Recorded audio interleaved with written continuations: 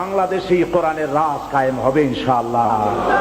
যারা বিরোধিতা করছো, 5 পাতা 6 পাতার পত্রিকা একটা বাইর করিয়া সমান ইসলামের গায়ে দিতেছো, তোমাদের নাকের ডগার উপরে কালেমার পতাকা পথ পথ করে উঠবে ইনশাআল্লাহ।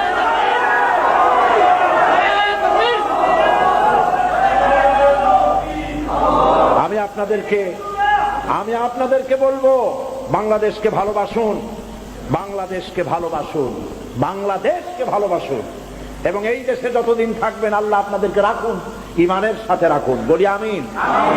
হিন্দু সংস্কৃতিতে ডুবে যাবেন না, মুসলমান পরিচয় বেঁচে থাকুন, বাংলাদেশকে ভালোবাসুন। জীবন এবং মওতের ফয়সালা আল্লাহর হাতে, কারো কোনো ব্যক্তির হাতে মৃত্যুর ফয়সালা নাই। যদি আমার মৃত্যু থাকে, কারো গুলিতে আমি শহীদ হব, সারা পৃথিবী পাহারা দিয়া সেই গুলি থেকে আমাকে বাঁচাতে পারবে না।